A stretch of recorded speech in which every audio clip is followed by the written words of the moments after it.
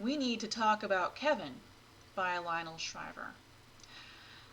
Alright, I've been chopping at the bit to do this one for quite a while because it touches on some issues that have been at the forefront of all our minds for quite some time.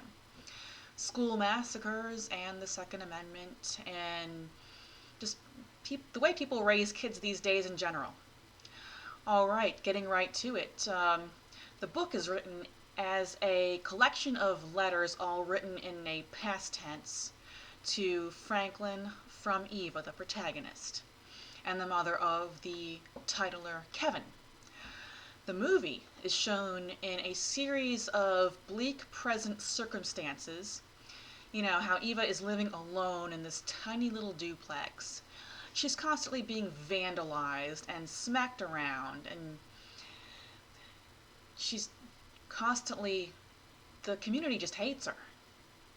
And between these bleak circumstances, there's intermittent references to the past, and they're shown in the same sequence as the letters come out in the book. All right, the movie alone leaves a lot of things about Kevin and Eva open to interpretation, such as, did she have unchecked postpartum depression? Did that transcend into like a silent yet ever-present resentment that made Kevin a very unloving and cruel person?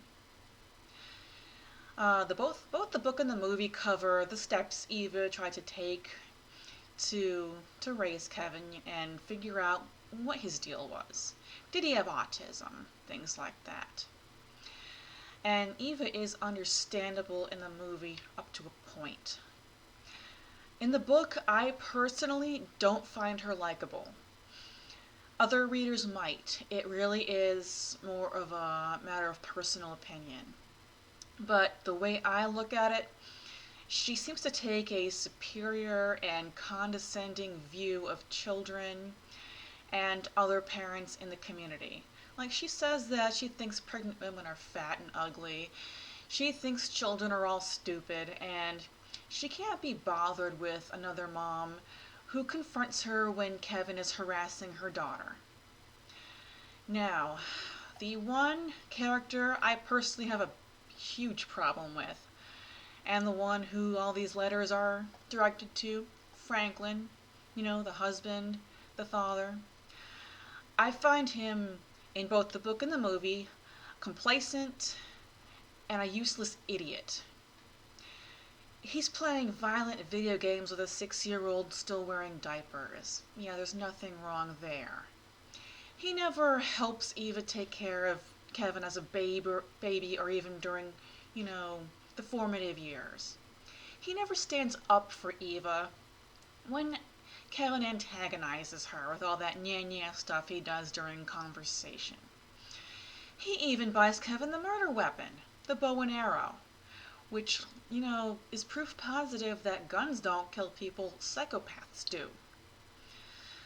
Alright, Celia, the little sister. She's as, naive and gullible and childlike in both the book and the movie. She still thinks Kevin is her wonderful big brother, even though he verbally abuses her. He kills her pet, and he melts her eye with drain cleaner. Kevin is understandable. He's a sociopath, plain and simple. And his final showdown, his final act of, lashing out at mom, at the community, is the same in the book and the movie. He takes his bow and arrow to school. He padlocks all the doors to the gym shut, and he shoots everyone he can like shooting a fish in a barrel. And the people in the community, they are understandable in their rage and their grief. They lash out at Eva because they can't get their hands on their real target, who is Kevin. And Kevin's method of going about this is very well covered in the book. He's 15.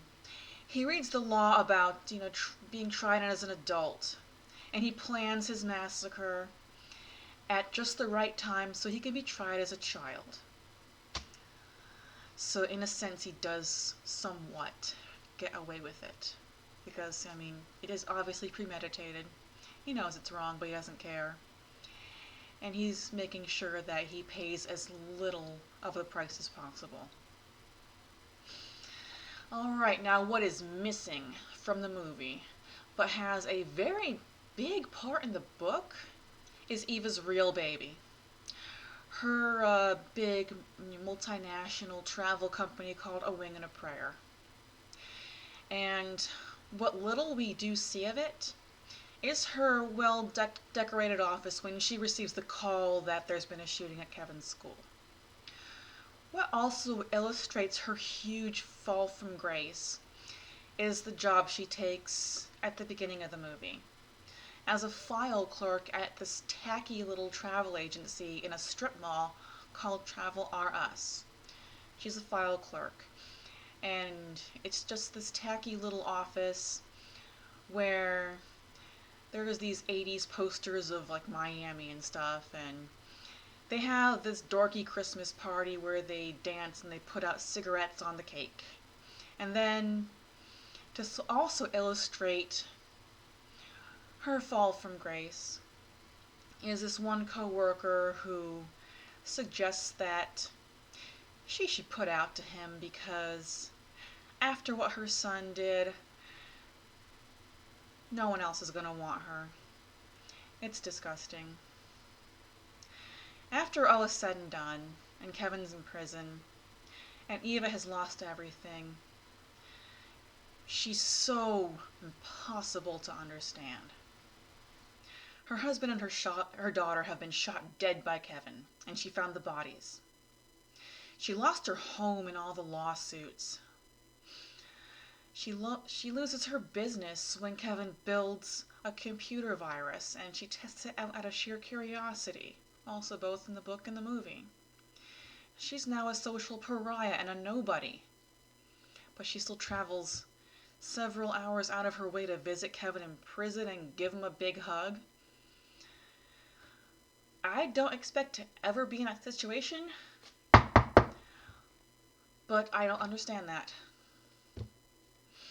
The name of the book, We Need to Talk About Kevin, implies a present tense, which leaves room for the shocking ending that would have been missed if it were called We Should Have Talked About Kevin, which we just did.